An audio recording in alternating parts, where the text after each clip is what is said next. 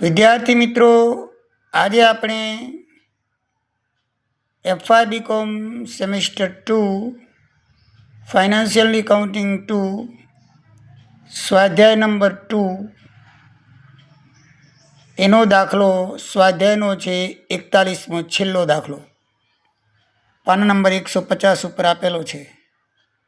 એ છેલ્લા દાખલાની ગણતરી આપણે કરીએ.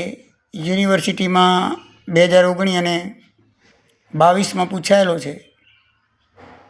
એકદમ સરળ અને સીધો દાખલો છે, તે આપણે જોઈએ. તો ચાલો મિત્રો, આપણે દાખલાની ગણતરી કરીએ. આ દાખલાની અંદર પાકો સર્વે આપેલું છે, નીચે 5 શરતો આપેલી છે. તો એ શરતોને આધીને આપણે દાખલો કરવાનો છે. તો સૌથી પહેલાં આપણે એની ખરીદ કિંમત શોધીએ. આમાં ફક્ત આમનોંધ જ લખવાની છે માહિર લિમિટેડના ચોપડામાં, બરાબર છે.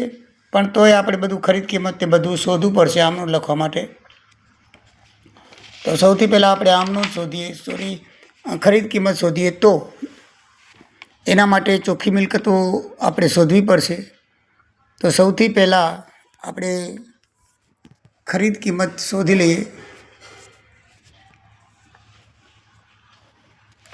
તો સૌથી પહેલાં આપણે ખરીદેલી મિલકતો, જમીન અને મકાન નવી કિંમતે 1,50,000 રૂપિયામાં લેવાની છે, જે આપણે સૂચના આપેલી છે દાખલાની અંદર તે પ્રમાણે, બરાબર છે.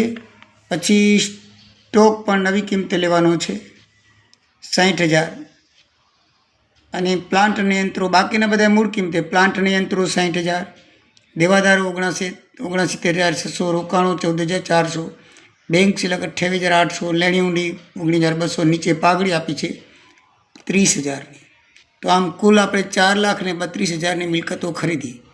અને જવાબદારીઓમાં ફક્ત લેણદારો લીધેલા છે અને દેવ ઊંડી 21,000ની લીધેલી છે, એટલે 87,000ના લેણદારો આપણે લીધેલા છે. એમાંથી બાદ કરીએ તો 3,45,000 ખરીદ કિંમત આવે. તો એનું સૂત્ર છે ખરીદ કિંમત બરાબર ખરીદેલી મિલકતો ઓછા લીધેલી જવાબદારીઓ. તો ખરીદેલી મિલકતો 4,32,000, લીધેલી જવાબદારી 87,000, તો 3,45,000 એની ખરીદ કિંમત આવશે. હવે મિત્રો, ખરીદ કિંમત પેટે આપણે શું શું ચૂકવવાનું છે? તો દાખલામાં સૂચના આપેલી છે કે ભાઈ 15,000 શેર છે, 10 રૂપિયાનો એક, એટલે 1.5 લાખ રૂપિયા ઇક્વિટી શેર. પછી 20% પ્રીમિયમ આપવાના છે, એટલે 20% લેખે 30,000 રૂપિયા જામીનગીરી પ્રીમિયમ થાય. 1.5 લાખના ડિબેન્ચર આપવાના છે, ડિબેન્ચર 1.5 લાખના, અને બાકીની કેસ આપવાની છે. એટલે 3,30,000ના થઈ ગયા, તો બાકી 15,000 રૂપિયા કેસ આપવાની છે. તો 3,45,000 આપણી ખરીદ કિંમત હતી, ને 3,45,000ના અવેજમાં આપણે આ વસ્તુ આપી, ઇક્વિટી શેર, ડિબેન્ચર ને રોકડા, 3 વસ્તુ 3,45,000ને આપી, બરાબર છે. હવે નીચે સૂચના લખેલી છે કે જનતા માટે બહાર પાડેલ શેર. તો મિત્રો, સત્તાવાર મૂડી દાખલામાં 3 લાખ આપેલી છે 30,000 શેરની. એમાંથી આપણે ખરીદ કિંમત પેટે જો આ 1.5 લાખ ઉપર આમનું છે, ઉપર અવેજ પેટે ચૂકવાનું છે, એમાં લખ્યા છે 1.5 લાખ આપણે આપી દીધા, એટલે 15,000 શેર આપી દેતો, તો બાકી 15,000 1.5 લાખવાળા રહ્યા. તો એ શેર બહાર પાડવાના છે, બાકીના શેર બહાર પાડવાના છે. એમ એટલે બાકી 1.5 લાખના 20% પ્રીમિયમે આપણે બહાર પાડશું. તો 20% પ્રીમિયમ બહાર પાડીએ તો શેર મૂડીની ખાતે 1.5 લાખ આવે, અને શેર પ્રીમિયમ જામીની ખાતે 30 લાખ આવે, એટલે 1,80,000ની કિંમતે આપણે શેર બહાર પાડીએ. તો મિત્રો, આ ગણતરી પહેલાં આપણે આ રીતે આમ કરવી પડશે. સૌથી પહેલાં આપણે ખરીદેલી કિંમતો શોધી, ખરીદેલી મિલકતો શોધી, પછી લીધેલી જવાબદારીઓ શોધી, પછી ખરીદ કિંમત શોધી, પછી ખરીદ કિંમતના અવેજમાં જે આપણે આપ્યું તે શોધ્યું, અને પછી જે શેર વધ્યા એ બહાર પાડ્યા. 15,000 વધ્યા હતા એ શેર બહાર પાડ્યા, અને જામીનગીરી પ્રીમિયમ સાથે, એટલે 1,80,000. હવે આપણે એની આમનોંધ લખવાની છે. તો મિત્રો, આમનોંધમાં આપણને ખબર છે, મેં તમને અગાઉ શીખવાડેલું છે કે પહેલી ખરીદ કિંમતની આમનોંધ થાય, એટલે ધંધો ખરીદનાર ખાતે, એટલે માહિર લિમિટેડ ખાતે લખવું પડે. માહિર લિમિટેડ ખાતે ઉધાર, એટલે ધંધો ખરીદનાર ખાતે ઉધાર 3,45,000, તે વેચનાર ખાતે, તે આરકે ખાતે જમા, મેસેસ આરસી ખાતે જમા 3,45,000. પહેલી આમનોંધ આ થાય. બાબત જે ધંધાની ખરીદીનો કરાર થયો તે. હવે બીજી આમનોંધ થશે આપણે એ જે ખરીદેલી કિંમતો ચોપડે લઈ આવે અને ચૂકવાની થઈ તે. તો જે ખરીદી લીધી અગાઉ આપણે જોઈ, કે જમીન મકાન ખાતે 1,50,000, પ્લાન્ટ યંત્ર ખાતે 60,000, સ્ટોક ખાતે 60,000, દેવાદારો ખાતે ઉધાર 69,600, રોકાણો ખાતે ઉધાર 14,400, બેંક ખાતે ઉધાર 28,800, લેણી ઊંડી ખાતે 19,200 અને પાઘડી ખાતે 30,000 રૂપિયા એ નીચે આપેલી છે. અને દેવા ખરીદ્યા હતા તે ખાતે જમા થશે. લેણદારો ખાતે જમા 66,000 અને તે દેવી ઊંડી ખાતે 21,000 અને આપણે ખરીદ કિંમત ખાતે જમા 3,45,000 એટલે બંને બાજુ સરખી થઈ જશે. એટલે પહેલી આમ નોંધમાં આપણે ખરીદીના કરાર થયા તે અને બીજી આમ નોંધ લખશું બાબત જેમાં ધંધાની ખરીદેલી કિંમતો તેમજ દેવા ચોપડે લાવ્યા અને ચૂકવવાના થયા તે. બધા ચોપડે લઈ આવવા પડે, બરાબર છે. હવે ચૂકવવામાં શું શું થયું તે જોઈએ આપણે. તો વેચનાર ખાતે ઉધાર એટલે મેસેજ આર અને કે ખાતે ઉધાર 3,45,000, બાકી બધું આપણી પાસે જાય છે એટલે જમા.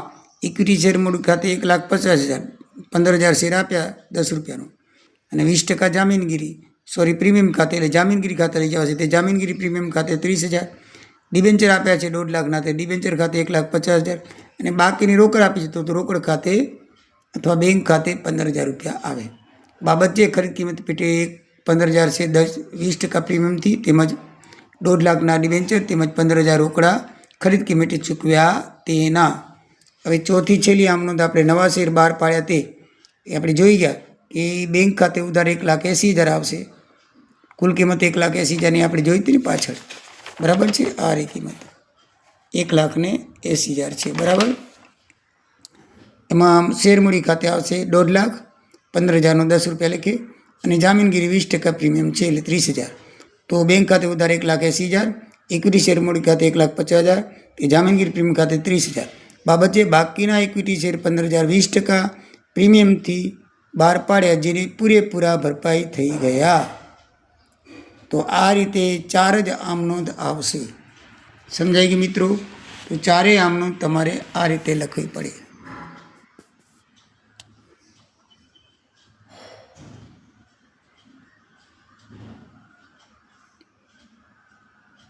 દાખલાની રકમમાં આપણે નીચે સૂચના છે, ઉપર જો સત્તાવાર મૂડી આપેલી છે 3 લાખની, એમાંથી આપણે 30,000 ઇક્વિટી છે તો આ 15,000 ખરીદ કિંમત પેટે ચૂકવ્યા અને 15,000 શેર આપણે શું કર્યા બહાર પાડ્યા. જમીન અને મકાન બે નવી કિંમતે લેવાના હતા, બાકીના ચોપડે કિંમતે લેવાના હતા તો આપણે ચોપડે કિંમતે લીધી, પાઘડી પણ 30,000ની લીધી અને પેઢીએ 5%ની ગીરો લોન ચૂકવી દીધી છે. એટલે આ જે ગીરો લોન છે ને એ જવાબદારીમાં આવશે નહીં, આ નહીં આવે. ફક્ત આ બે જ આવશે, લેણદારને દેવી ઊંડી કે આપણે લીધી નથી કારણ કે ચૂકવી દીધી છે, બરાબર છે મિત્રો. અને પછી બાકીના છે 20%થી પ્રીમિયમ પડે એની આમ નોંધ આપણે કરી, બરાબર છે. તો આ રીતે બધા જવાબ પણ આપણે આવી જાય છે જેમાં ચોપડીમાં લખેલા છે એ પ્રમાણે. તો ચલો મિત્રો આવજો. જય દ્વારિકાધીશ, જય શ્રી